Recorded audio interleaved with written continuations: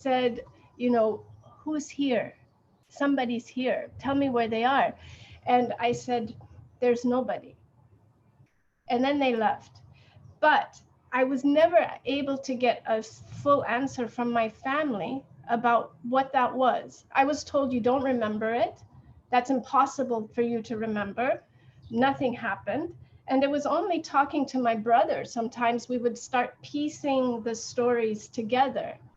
But from those memories I had, and there were other memories like this, I said, I think I can write a book based on just memory, based on what I remember and what family members have allowed me to listen to, and what I pick up from parties, because we all have the gatherings where someone begins a story and then people get quiet.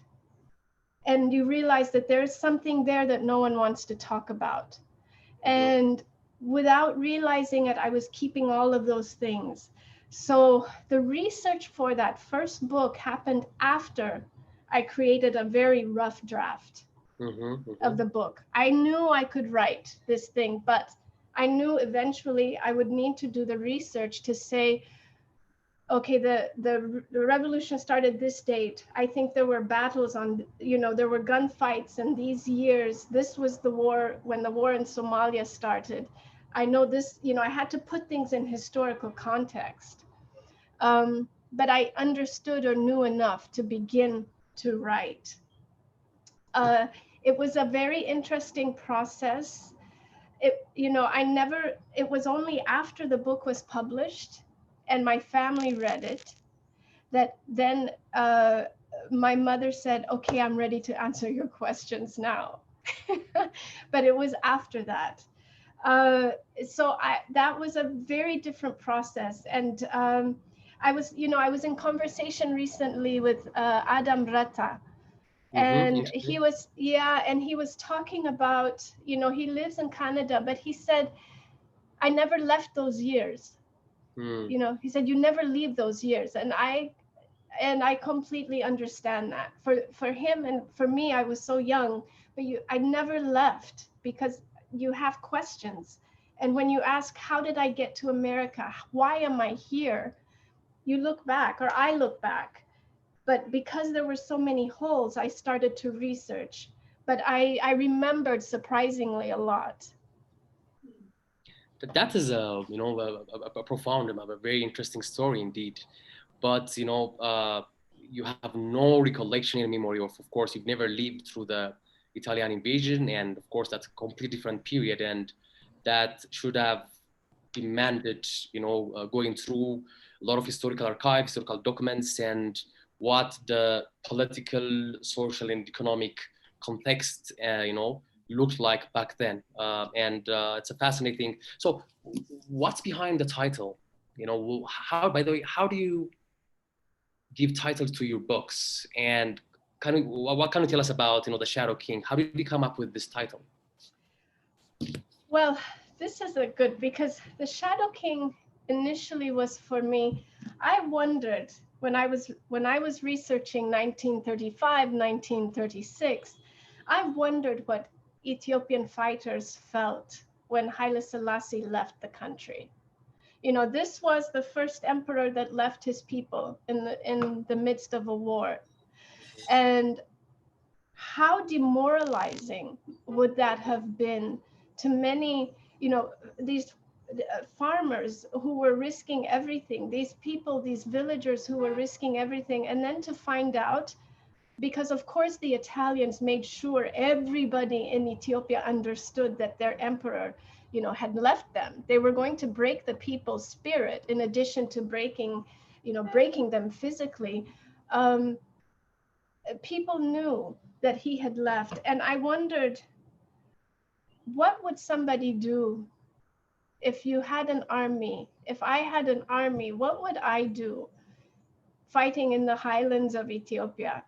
And I knew from my research of World War II that Adolf Hitler and Mussolini had, each of them had at least 5 men that looked exactly like them. That's right. And right, so whenever Hitler was somewhere, there was his body double somewhere else. You know, when Mussolini's somewhere, his body double somewhere else. Sometimes the Allied troops would kill someone and think it was Hitler or Mussolini. It's actually the double. You know, poor people. Their mistake, their curse was to look like these devils. Mm. Um, and I wondered what if there was a man who looked just like Haile Selassie? Mm. And in fact, he's just a poor peasant who doesn't want the job. You know, he doesn't want it at all. But what if in a land that has been left in darkness, because Haile Selassie was called a son, you know, unto his people. When the sun Ahayunugus. leaves, it's Ahai yeah. And when the sun leaves, this country is in shadow. And from the Yes. shadows comes a king. So I thought this is the Shadow King, you know, this man named Minim. That's a powerful process. Yeah. That's a fascinating process. Thank you. It was really interesting to create Minim, and I gave him that name Minim. You know, the story of his childhood, I don't think much of it came into the book. I had it written. I have his whole biography written, but I couldn't put much in the book. But he was born, and his mother said Minim because there's nothing else that she could want. Interesting. And yeah, but the irony, I thought, of a man who was very poor named Minim representing a man who might have everything but left would be an interesting thing as a writer to play with. That's fascinating. I'm glad I asked you that question. And you know, the staying with the Shadow King, you know, one of the reviews described it as, I quote, Mengiste's potent writing style echoes the bold woman it portrays while refusing to let this amazing woman fade into the shadows of men. And this book, I think, it highlighted the place and role women have in our history. Not only just in our history, but in one of the most defining moments of our modern history. So, I mean, how do you see, you know, there's a lot of agency, there's a lot of autonomy and independence in the woman that we find in this book. And this was at a time when most of these women were not recipient of, modern education or empowerment, classes or an infrastructure that led them in a way to be who they were.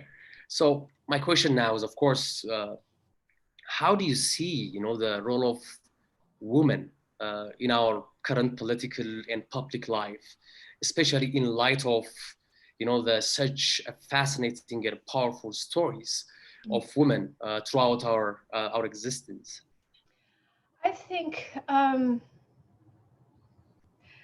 have always said I don't know any weak women. I know women who are not being listened to. I know women that don't believe that they are being heard. But I don't know many. I don't know. I didn't grow up with weak women in my family, even if they never went to school. You know, in my, how many I'm one generation, two generations removed from people who were farmers and illiterate. I don't know weak women. And when I look at the women today, and especially, in Ethiopian culture, I see those women, we can go from the president to the other Maaza you talked about, Burtukan, these women are walking in the path that other women before them have helped to create. Their mothers, their grandmothers, great grandmothers. And there's another generation now that's coming up in Ethiopia, and they are pushing for even greater rights, for the rights of women to be free of domestic violence, to be free of sexual violence, to be absolutely liberated, not to be like men, because men are not always free, but to be liberated, for real liberations and freedoms.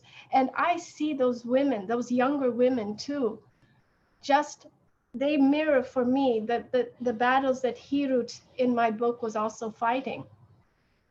And it's just a different era, but our state Arvanyoch are here still. Amen. Yeah, I mean, it's a very interesting way of looking at, the current role of women in our public life. And, staying within our country, and in one of your interviews, you mentioned Danyacho Worku as one of your inspirations and influences along the likes of, Toni Morrison and Homer. And is that because of the fact that he wrote in English? Of course, The 13th Son. By the way, you know what The 13th Son is? It's Pagme, and actually we're in Pagme now. We're just days away from the Ethiopian New Year. Actually, yes. I want to extend my early New Year wishes. Welcome to Summit. Welcome to Summit. Is it because of The 13th Son or Adefris? Do you read, Ethiopian literature written in local languages, or do you have other Ethiopian authors and writers that influenced your work? Some classics, or even contemporary. You've mentioned Adam Retar, for example, one of the one of the giants of contemporary Ethiopian literature. Yeah. So, what do you say about this? So I think, my education was, I left Ethiopia when I was young because of the revolution, the Derg. My education was in English. And for a long time in my educational system, in the schools that I went to, no one told me that Ethiopian literature existed. I wasn't taught that in school. The literature that I was taught were the American, British, white writers. They were mostly men. And it was not until I went to college and I was looking at my literature courses, and I said, there's nothing here I really want to read. And I talked to a professor, she said, well, why don't you and I design a course and you tell me what you want to read? I said, I want Ethiopian literature. And she was British, and she said, well, where is that? I said, I think in the library. I think I can find this. I just started researching, and Danyachu Worku was one of the first. Gabramadan, the poet, Sadgai Gabramadan was one of the others that I had picked. I just gathered everything I could find. What was it? The Kabra Negist. Everything I could find, I brought to this professor and said, I want to read these. And she said, well, oh my goodness, we will try this. So I just started reading. And I think when I read The 13th Son, I said, this is me, this is my country, this is my story. And it opened up for me the parameters of what literature was. Suddenly the borders exploded for me, and I could understand things in that book because of my experiences in Ethiopia, because of other stories I had read, because of conversations with family. So I've since read other works by Danyacho Worku, and some short stories of his, and it's been, that's right. And it's really, I'm so thankful that he existed and his work is out there. Unfortunately, we can talk about this later. I had to look for work that was translated or written in English because of my education here in the United States. But one thing would lead me to another, and I'm still exploring. There's still books that I can't find or I'm trying to find by Ethiopian writers. But another one of these influences that I have had, and some of it is in the Shadow King. When I think of storytelling in Ethiopia, I think of the oral tradition. I think that as much as anything, Kane and Samana work, all these things that we have, which is for me much richer in many ways than what Western literature has. When when we tell stories, we don't even have to read them, but when we're in a family gathering, and people are telling stories and I'm listening, I said, this is poetry. You know, this person is a novelist, even if they don't know it. These people are fantastic writers. They are crafting with their voice. And I wanted to see how can I represent that in the book. And I thought of Asmari, the Asmarioch. I was in Addis just before the pandemic hit, in December, January, and in near Gondar, went to an Asmari Beit. Oh my God, so funny.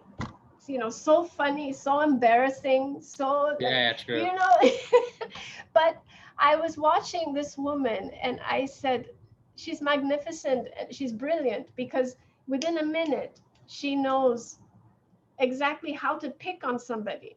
You know, she knows exactly what to say. And I That's right. imagined, yeah, and imagine this in 1935, Hale, when the villages are being destroyed, the Asmari become a weapon to continue to remember villagers, That's right. to continue to keep Ethiopian history and customs and stories alive. And I always imagined them also as relaying news from one area to another, singing the songs of battles. And I wanted to honor that also and honor the storytelling that is in Ethiopia even now in the books. They have really influenced me. Interesting. Next time you're in Addis, I promise to take you to another Asmari Beit, you know. Please, okay, I will find you. And yeah, you are an Ethiopian woman of your woman of Ethiopian origin. You're a Black woman. You're an African woman. You have multiple identities, and of course, there isn't much Ethiopian literature in English. That's for sure, but Danyacho's 13th Son was also part of the African Writer series. Yes. That we grew up reading. By the way, I did literature in college as well. My first degree was in literature. Ah, bravo! and we were really inspired by this giants. Of course, mostly men. Yeah, of course. It was, but we knew about Najib Mahfouz, Ngugi wa Thiong'o, Chinua Achebe, Wolo Soyinka, Ayekwe Armah. I mean, these are giants of the second half of the 20th century African literature. So how much were you influenced by these people? I mean, because beyond Ethiopian identity, you have an African identity. You're a Black woman in the international literary scene. You're still Black, of African origin. And now we're witnessing, I don't know, tell me if I'm wrong, but we're witnessing a trend, the men, the literary landscape, when 40, 50 years back, it was mostly male dominated. Now there's you, there is Aminata Forna, there is Taye Selassie, there is Chimamanda Adichie. So first, of course, how did the African Writer series, the Acheves, the Soyinkas influenced you? And second, do you see a trend where the male-dominated literary landscape on the continent being invaded by, emerging, women writers? I think, in terms, you're talking the way the Heinemann publishing, that Heinemann collection of African writers, when I discovered those, partly Danyacho Warku was in that series, and I think Sahle, I think there were a few other Ethiopian writers. I don't want to make a mistake. It reaffirmed for me that there was writing, of course, coming from the continent. Vital, vibrant, vivid literature. But one of the first writers I read, a little bit separate from the Heinemann collection, was Ama Ata Aidu from Ghana. And Our Sister Killjoy was a book that energized me and inspired me, because this was a story of a woman who is Black, who is African, who is immigrant, lives in Europe, and is trying to understand who she is in the middle of this very different and strange culture. And it was one book that spoke to me on so many levels, and then it was written beautifully. It reaffirmed the place of women and experiences of women within literature. I've been, you mentioned, there's Chimamanda Adichie, the Aminata Forna is just an incredibly brilliant writer, Zukiswa Vanner. There are people that the women are here, women in many ways have been there, but now uh, the landscape is changing, and they can't be ignored. Bessie Head was publishing decades ago. There is a generation that has always been there, but people are beginning to recognize the genius that was always at work. But because the voices of men would be listened to as opposed to women, that's where history made a mistake. And now I think that is being corrected. And it's not only the new generation, but also there are people in the new generation, they're paying homage to, they're recognizing the women from an older generation that helped create a landscape that makes the work of new writers possible. I find it exciting and more interesting, frankly. Okay. You now, I think, probably will get back to the Shadow King with questions. I think I'd like to recognize about 50 participants are still there. We thank you for joining us this evening, this great conversation with Maaza. There will be a session, there will be a section where you'll be able to present your questions for Maaza. So hang on there. So moving on to your new project, it's a fascinating project. I found it very fascinating. Of course, I had a hard time reading the last section of the book. Addis Ababa Noir? Noir. Right? Noir. Yeah. Yeah. I'm sorry. I apologize. That's okay. Don't worry. No, I'm kidding. Is that French? It is French. I don't know. They use the French word for. Okay. So you succeeded in gathering such a fascinating collection of people, of established and prominent authors and emerging young writers in this project. I see some people I know. Of course, you have Adam Retta. He is the giant of contemporary Ethiopian literature, and Bokatu Suyu, a poet, a social critic of this generation. But you also have emerging voices like Girmati Fantaye, Rebecca Saha, Hannah Georgis, Lelise Girma. I also see Linda Johannes. She's also here. I think she's watching this. Hi, Linda. Hi, Linda. And so it's a fascinating collection of different generation of Ethiopian authors. How did the idea came about? To come out and to produce this work. The publisher approached me and said, we have a series called Noir, and they've been doing for different cities. For example, Nairobi Noir, or Tel Aviv Noir, or Berlin Noir, or Accra Noir.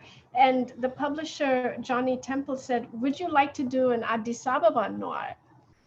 And I said, immediately I said, yes, of course, I would love to do this. I thought this is a fantastic way to get writers together from different, from Ethiopia, and create a book and use that book as an opportunity for these writers to get a wider audience, to get more publicity. And I thought, not only will the West know about Ethiopian writers, but on the continent of Africa, when we talk about African literature, I don't want people to always think about Nigeria. Sorry, Nigerian friends who are there. Don't forgive you, okay. Amanda will reach out. I know, I'm sure I'm going to get something, but we need to think about Ethiopian literature as well. It's not just Chinua Achebe. Yeah. Whoa, sorry, Nigeria. So so I think how can we do this? And you know, Adam Retta was one of these writers. I said, my God, if he would agree to do this, I would be so honored. It would be fantastic.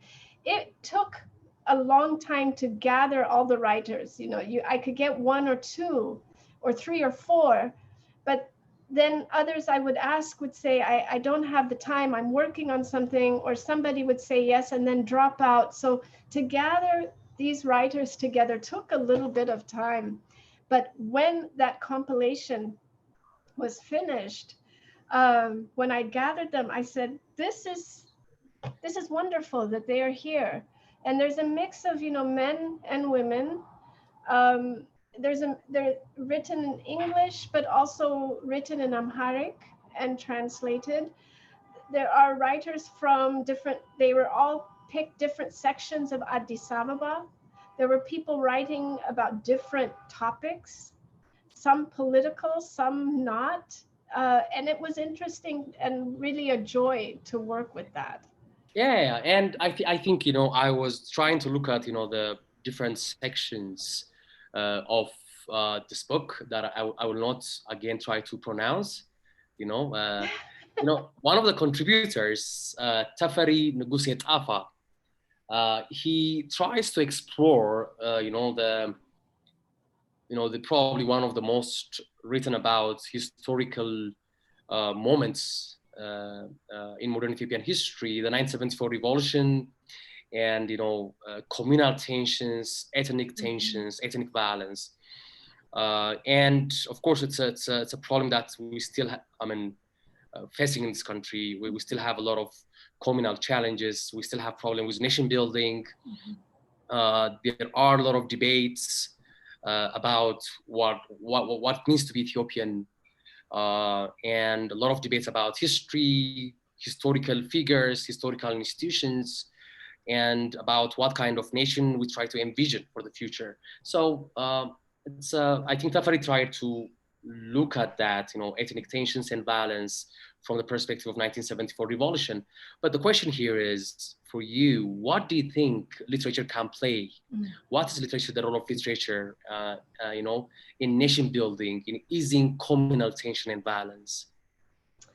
That is a good question. That is a question that I have been asking myself, both here in the United States as we slowly start turning towards authoritarian rule, if we're not already in it now, and also thinking of Ethiopia and different. I think this pandemic especially has raised issues of what literature can do. The way I think about it is, I can learn. Literature may not be able to change policy, but literature can make an effect on a human being, and that human being can talk to other people, and those other people can eventually make change. But it begins with sitting with ideas that we that might make us uncomfortable, that might make us angry, that might make us sad, that might make us want to get up from the book and leave. But if it's written well, if it's written in a way that you care about the characters and you become invested in them, then there's a moment where literature can change you. And this is the power of literature, is looking at removing the news, removing the newspaper articles and saying, here's one human being and this is how those events affected their life. And can you look at this person as a human being? And that is where I think the greatest power comes. And I know when I have read certain books, it has introduced me to things, cultures that I would never have known. But when I hear news now from that culture, from that country, from the groups of people, I understand there are human beings, not just headlines. And that is where the power lies. Thanks so much for such a great answer, Maaza. And this leads me to, by the way, we still have a lot of people out there. This is this is a Sunday night in Addis, and having this much audience is, I think, great. And I think Ephraim and the team are organizing, the infrastructure for the questions. I'm not sure if questions are asked through writing or people are going to speak live to you. I think they will arrange and they'll get back to me with the answers. Okay. But regarding, I mean, in some places, actually, 3 years ago, I was in Scotland, and I was very much moved by, the fact that, their greatest heroes were not their kings or political leaders, in a way, their greatest heroes and people that are considered to be founding fathers are people who have, contributed for the literary history of that country. They are poets, authors, writers, so I was very much impressed. And so I agree with you that literature can and should play a great role in, in nation building and creating a cohesive, just and inclusive social space and political space. So coming back to you, The Shadow King, it's a great book. You're nominated for the Oscar of, books. And but the majority of Ethiopians are unable to access it because first, of course, it is the major barrier being the language. So are there any plans to translate this work into local Ethiopian languages?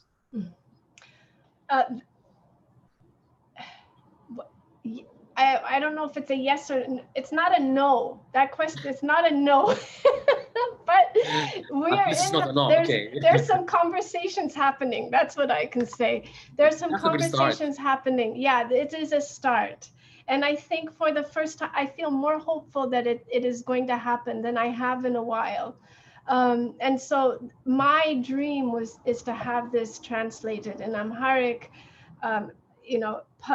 printed, distributed, to create in a viable, industry in Ethiopia. So it's been a dream, and I've been hoping that this would happen. The pandemic seemed to slow down a lot of things, but now it's starting up again, and I have faith that some of these conversations that are happening will actually create something for this. So I'm optimistic that will happen.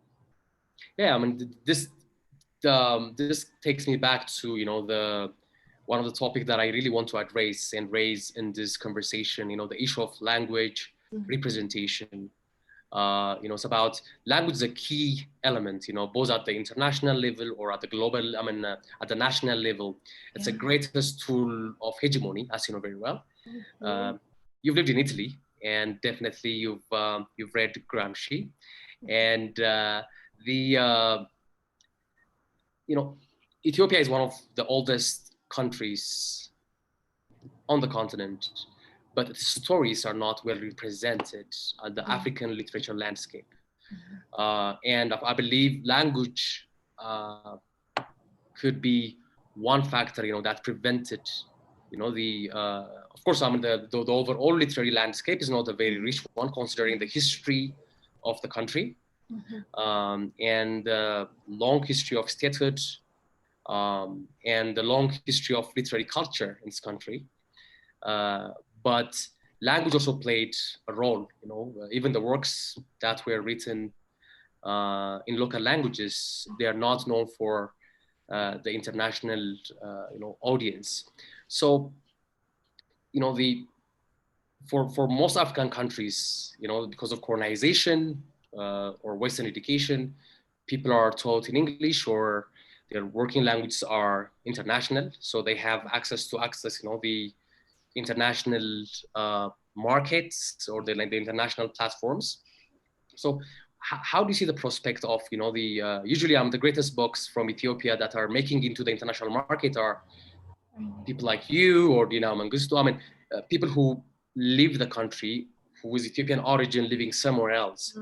So do you think, how do you see the prospect of Ethiopian literature, in the international and continental perspective?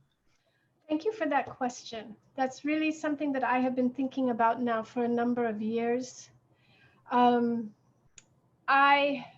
it has been my dream to work with people in Ethiopia to make translation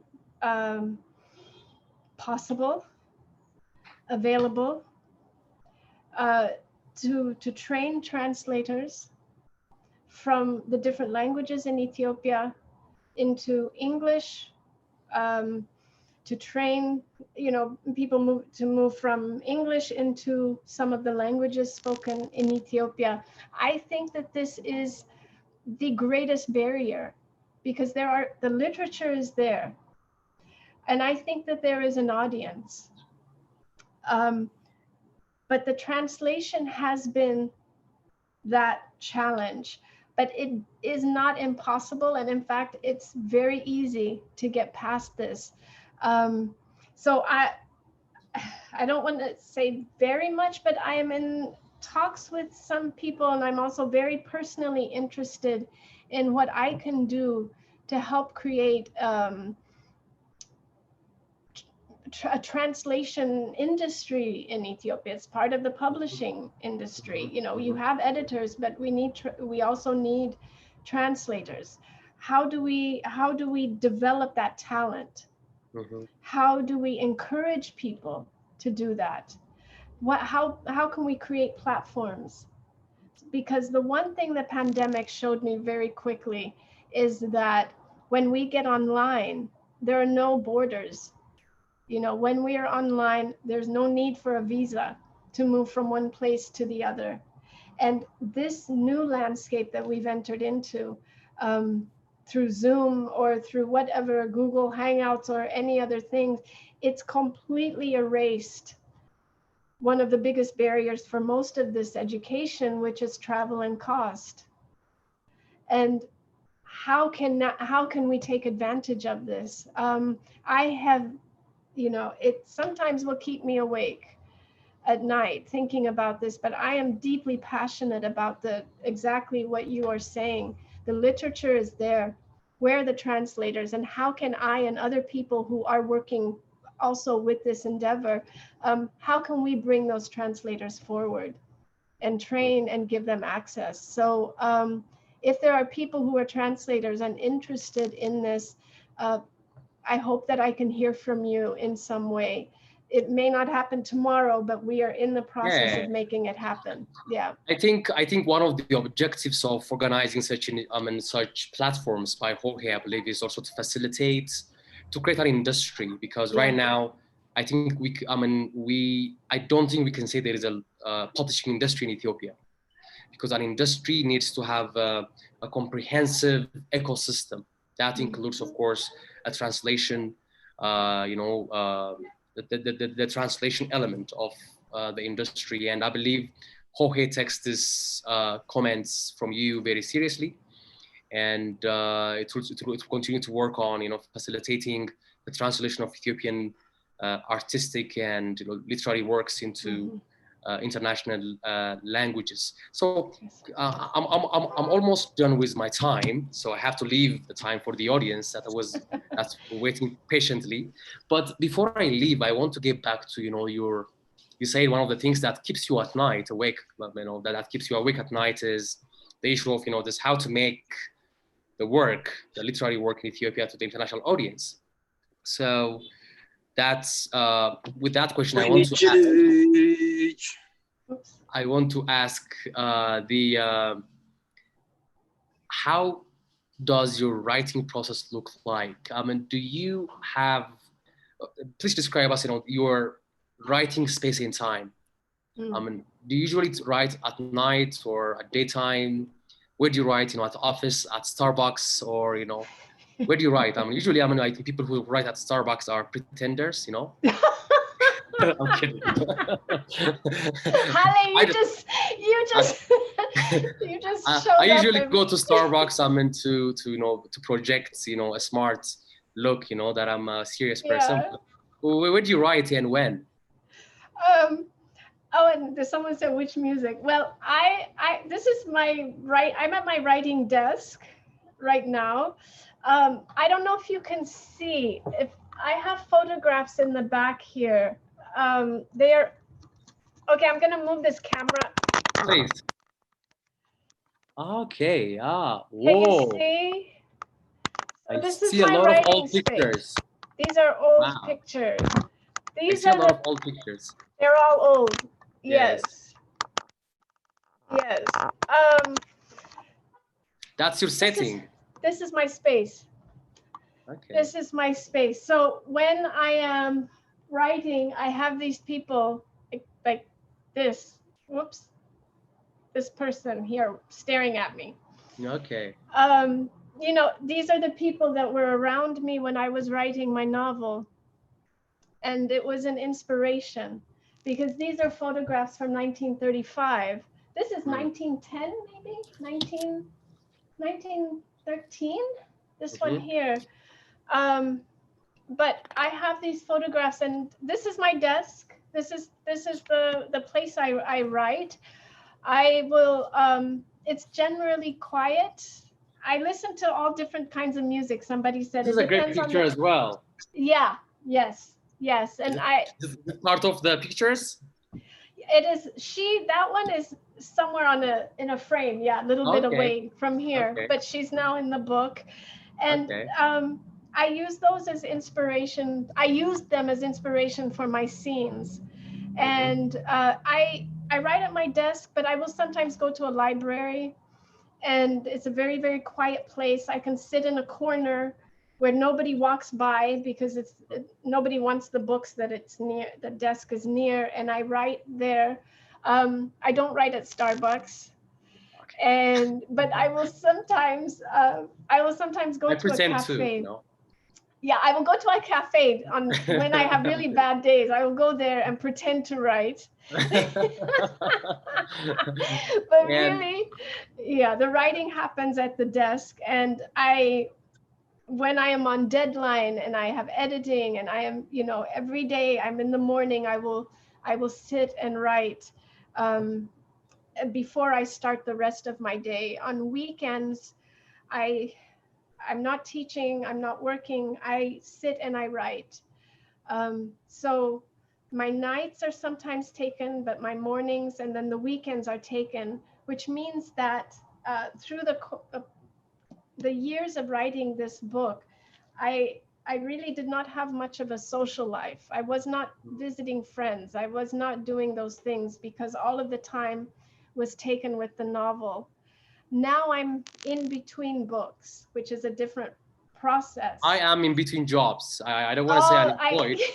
I don't want to say unemployed, but I'm in between jobs as well. In between jobs is the best way. Yeah.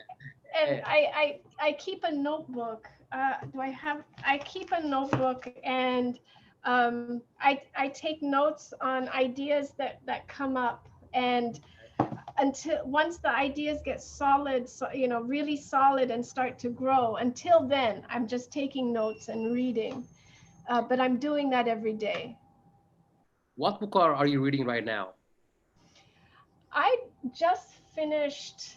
Well, I'm reading some books I have to write reviews, but I just finished this book. The review came out today.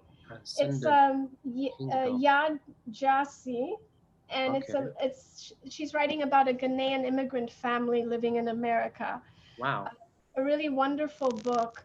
And I just finished another book by a Rwandan writer, Scholastique Mukasonga, and that it's called Igifu, Igifu, Igifu. Okay. It's very, very short, but very powerful. And I read poetry. Aracelis Girmay, who's half Puerto Rican and half Eritrean, is a beautiful poet, but I'm constantly reading something, and I'm usually reading more than one book at once. Interesting.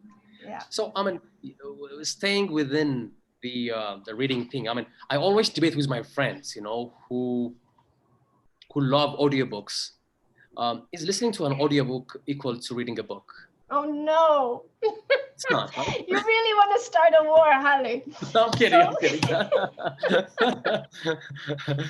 What's your view on audiobooks? I I will hope tell my you. friends are listening. Yeah, let's see. Let's see. I will tell you that I like when it. I like it, hard copy. I like it. Like, I read in hard copy. I read in hard copy. I did try audiobook on a long drive I was making at some point, and I remember I put the audiobook on, and as I was driving, I started falling asleep. So I haven't. I like to read. I like to read that.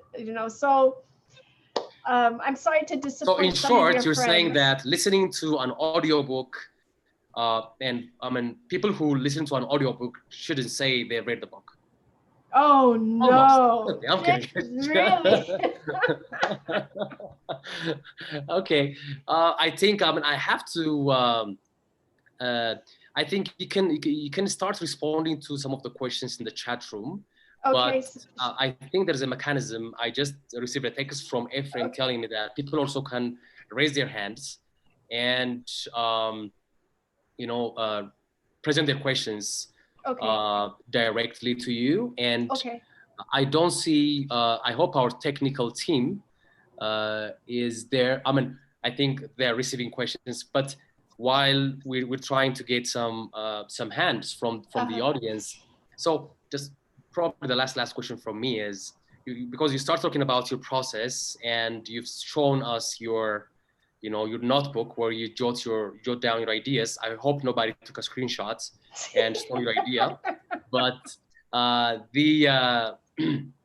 so what comes first usually in writing a book for you? Is it the plot or the characters? Well, for these, I think for me, because I write historical books, and there's usually a moment in history that attracts me first. But then from that, I start looking for the character before I get the plot. A historical event is not the plot. A historical event is just the background, really. But if I can find the character, then I follow them and I can begin to develop the plot based on that character. So it sometimes takes a while to find that. And yeah, that with this book, The Shadow King, it took a while to find Hirut. Yeah, but I had to find her to find the plot. So there's a question that I received from Mustafa Ahmed, who asked, how was the reception of The Shadow King in Ethiopia? Of course, I've raised the issue of, the plans to translate it into, local languages, Amharic or any other local languages. So how did you see the reception of The Shadow King from an Ethiopian audience? It has been a wonderful reception so far.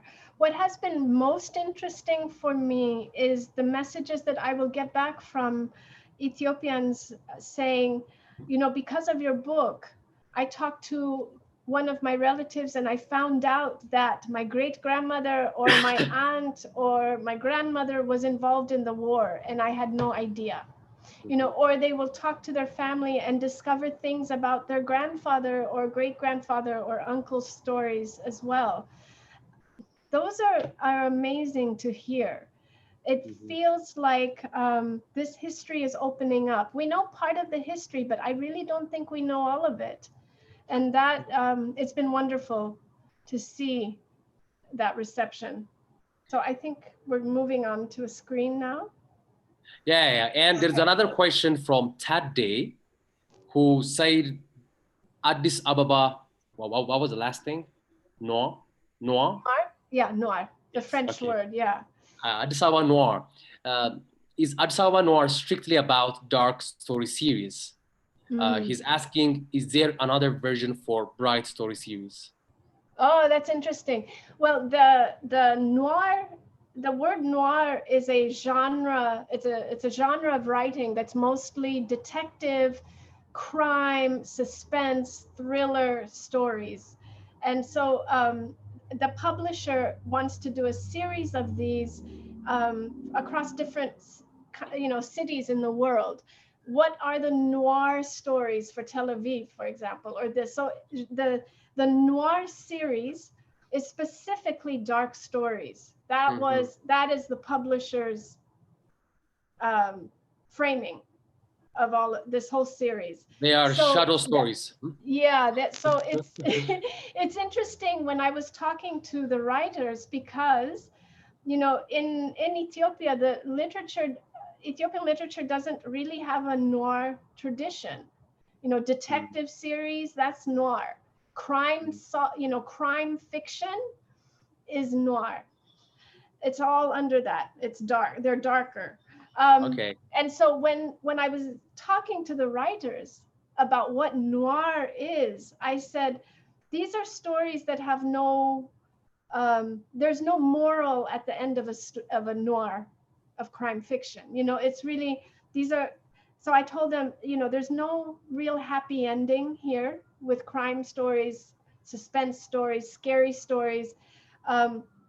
There's no happy ending. And this is something about noir is set in a world of crime, detectives, they're trying to solve something in some way. I said, but you can do with what you want with that, but how do you interpret this? The most interesting, Okay, please. The most interesting thing was that all of these writers did something different with their definition of noir. However, there were many stories that dealt with the Dark time, the revolution, which was also interesting. And there were stories with ghosts and spirits, which was it was distinct to this series of this Addis Ababa noir. I don't think Nairobi noir had that. I don't think Tel Aviv noir had something like that. So this was very specific. And I found that very, very interesting when the writers thought of noir.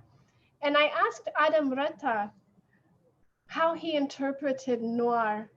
And he said his first thought was, these are stories like in detectives or criminal stories, crime, where maybe somebody vanishes, and people are trying to find this person and see if they were killed and then who killed them. He said, but when I think of vanishing people, I think of refugees. And that was something he said so I put the migration and refugee crisis in the center of noir, which I found incredible. And his story is amazing, but everybody interpreted in a different way. If we do the happy stories, it's not noir. So that would be a different series, maybe a different publisher. We have a very interesting question from Livingston Mukasa. It looks like a Ugandan name. If you're still there, Mambo from Addis, he asked a very interesting questions. First, he congratulated you for such an inspirational career. And he asks, if you could write a novel set in any non-Ethiopian but African historical era or setting, what would it be? Whoa. That's a powerful question.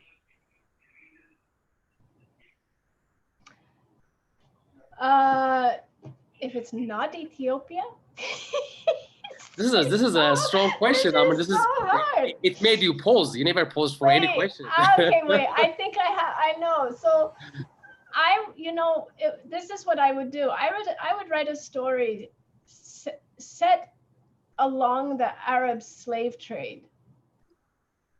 And I would follow the route and tell stories from each of those. I think that has also been very, very interesting to me, because that route, it shaped Africa. It shaped what we know of the cultures, the communities that formed. I think that would be fascinating. I don't know what era, but that might be something I would do. Okay, I'm looking at Mukasa right now, and I think he's happy with the answer. Hi, Mukasa. And we have another question from Tinnabab Gabra Meskel. She asked, how do you know when you want to write a new book? That is probably such a probably good your bank question. account go low. Yeah, well, it's still low, honey. Trust me, that's nothing new. Okay. Um, but I think right now, I'm in the middle, but the energy is coming back. It's when I finished this book and I finished my first book, it took a long time for my brain to feel like there was energy to think of another project that would take more than 2 or 3 or 4 years. You have to, prepare yourself mentally. It takes a lot of stamina, also emotionally, to do this, because every day my entire life changes. Every day I sit at my desk. So when I feel that energy coming and the ideas are there and I'm excited again, which I am with, I think, a new project, I start with that notebook, and then it slowly leads to pages. Interesting. And we have another question from Anna. And she asked, thanks for this amazing conversation. Can Maaza speak about the role of photography in her novel? Yeah, thank you for that. I was very interested in the role of photography in shaping not only what the West knew of Africa, but what the West knew of Ethiopia. The first camera came into Ethiopia, I believe, during the Napier expedition, um, with the destruction of Magdala, and Lij Alamayu was taken to Britain, but the camera came in, Mm. and the British during that expedition were photographing different aspects of Ethiopian culture in order to justify the looting and the destruction that they did there, in order to justify what they would continue to do, what they hoped for a number of years. The Italians came into Ethiopia with the cameras. The invasion was in 1935, but Italians were in that region much earlier. And Mussolini had the desire to invade Ethiopia, years before that. But he was sending journalists there to photograph, to justify the invasion that would come. If you could photograph people who were doing things that the West might say is barbaric, Yes. or savage, you can justify how cruel you are to them. Yes. And I wanted to talk about that and comment on that in the book by having a character, a soldier who is Italian and a photographer in the war. And I wanted to look at his photographs, and I wanted the readers to understand the way the photographs were manipulated as a weapon of war. And so it was, the photographs played a very big role. Yeah. And Alamayo is asking, it's a pity that we don't have so many writers, despite the fact that we have a lot to tell to the world.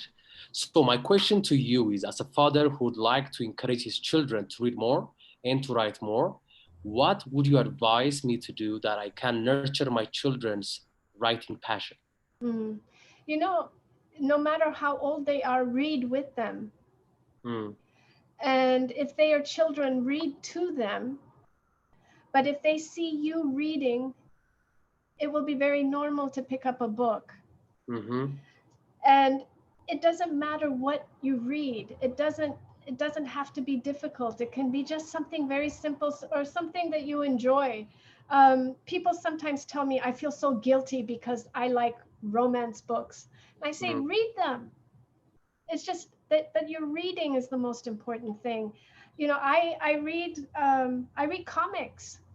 I read graphic novels. I love them, and I don't feel guilty about it. I love to read them, and so encourage children to read what they find interesting and read with them also, and that grows. It creates a passion for literature. And Tade is asking, he's trying to examine the dynamics between imagination and research in writing a book. He's asking, do you find it necessary to travel to places when you're doing your research, like traveling to Italy and Ethiopia for the Shadow King. So how much of it is research and how much of it is imagination in a way? How do you find the balance between the two? Mm. I do have to travel. It helps me. I I traveled to Ethiopia several times, just for research. Towards the end of when the book was close to publishing, but I was still in the process of editing, I had to travel to Gondar in order to find, I knew the location, but I needed to be there so I could see the landscape. And Mm, I was trying to make sure that the landscape could hold the battles that I created. mm, Because if I'm writing a scene where the Arbenyoj are hiding in the caves, I have to find that area in Gondar where there are caves. mm, I have to find the exact location. I went to the Simien Mountains because I know that this is where people were hiding. But once I went there, I realized this landscape is completely impossible for battles. mm. But, I could only learn that by going and looking.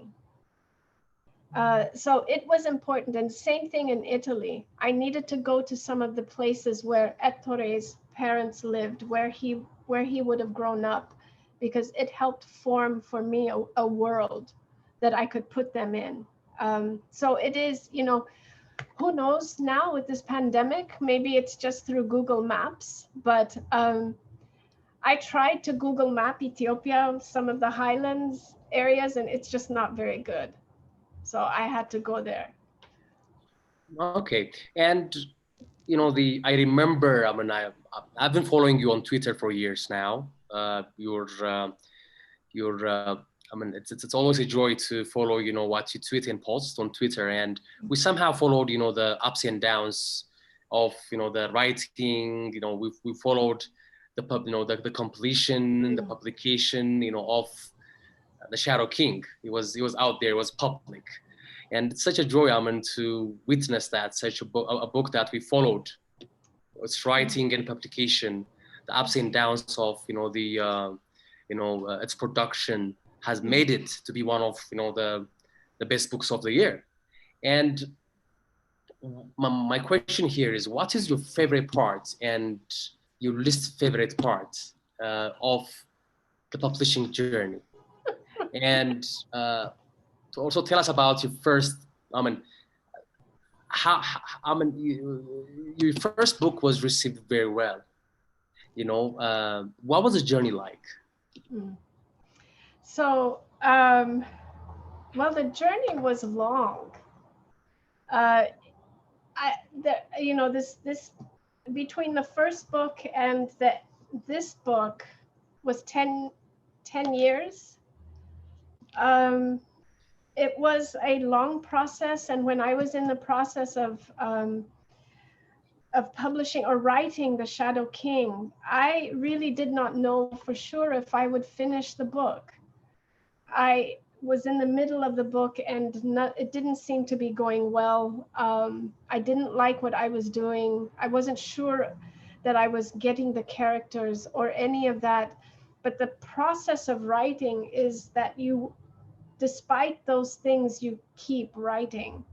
And it's the creative process is, it's deceptive, because you think if somebody's at a desk and they're writing a book, it's almost like a hobby.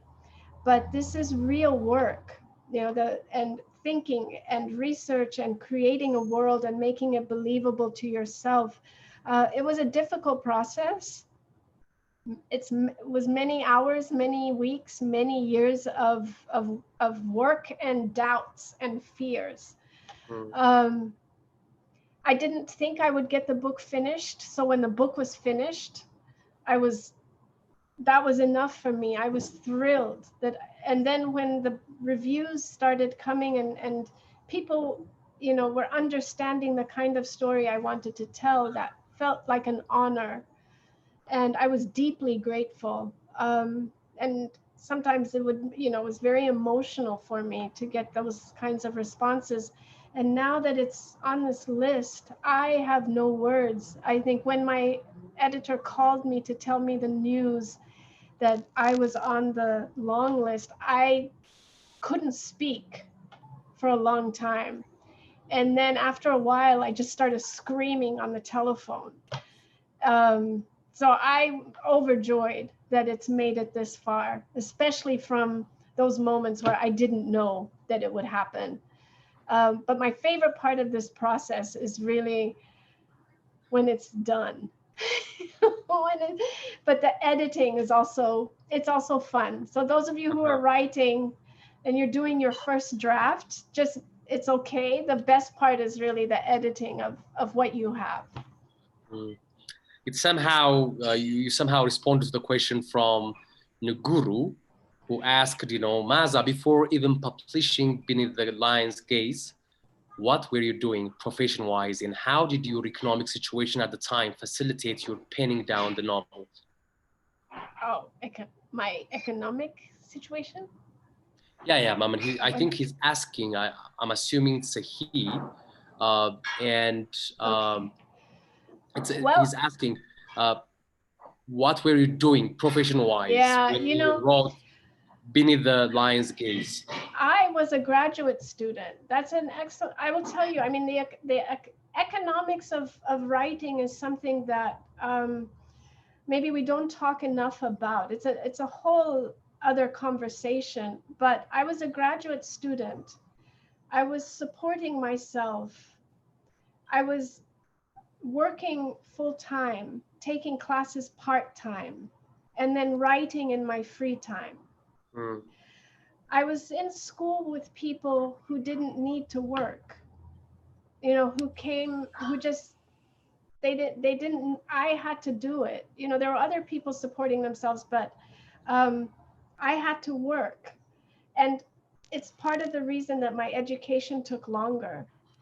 And I went to graduate school only when I could afford to go to graduate school, which also explains why in my graduate school, I was one of the oldest students, because I didn't go from undergraduate stage straight to graduate. I had to work for a number of years to even have the money to go to school. So economics played a big role in when the book was published, how long it took to write it. I didn't move as fast as my other classmates because of that. But the good thing about that is writing a book at my age, which was older for my graduate students, writing the book at that age, as opposed to when I came out just from undergraduate, my degree, I was an older student.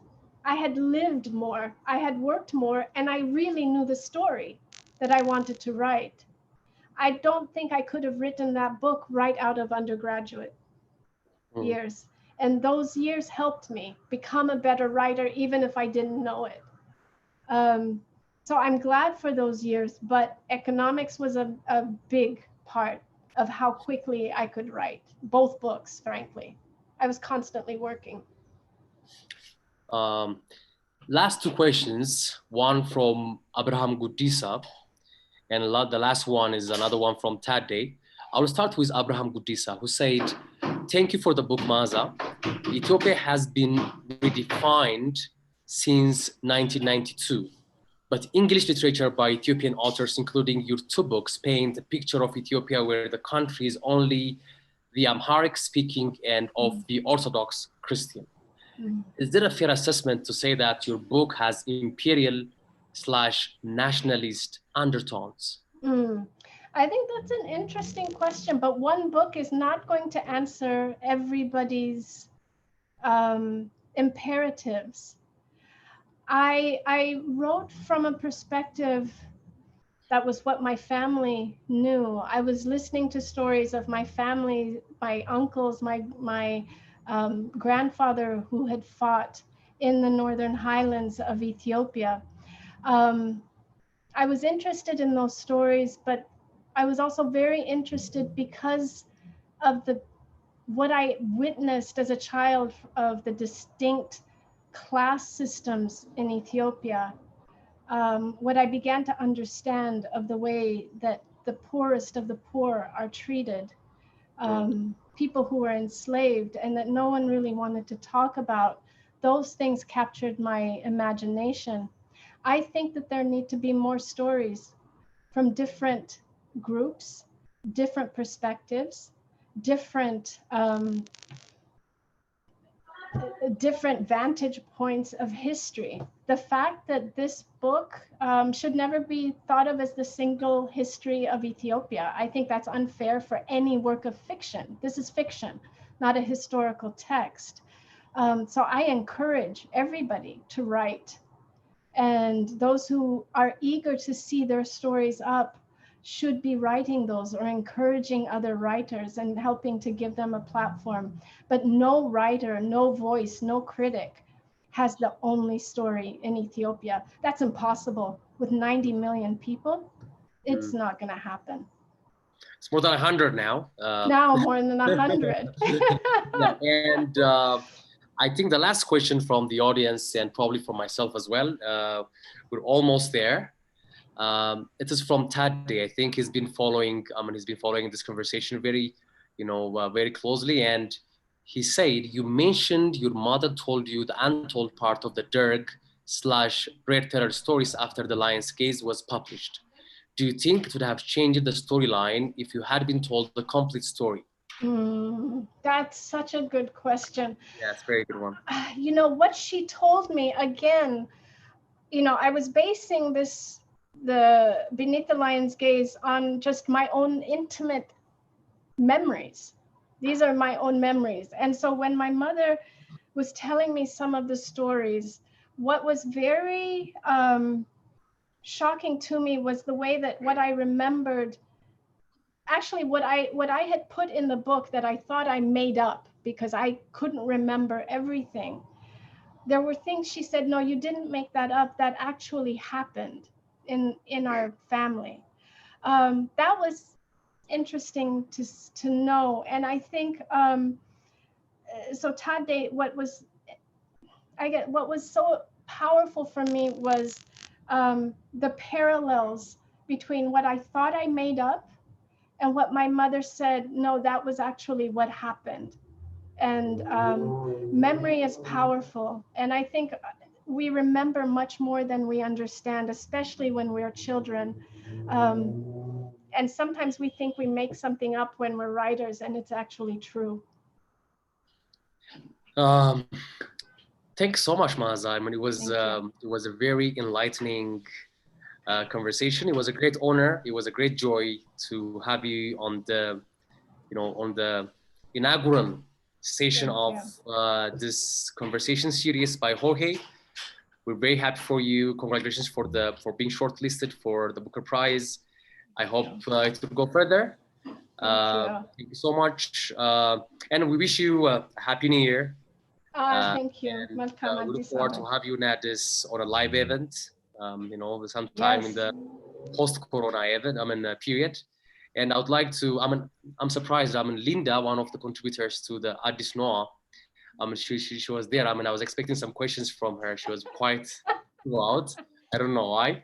But I would like to thank the participants, the audience who thank you for all the questions. Yeah, who attended this, on a Sunday night for Addis and for East Africa, and for most of the people who took part from Africa, and for you for giving us your Sunday morning, and for Hohe for organizing such great conversation.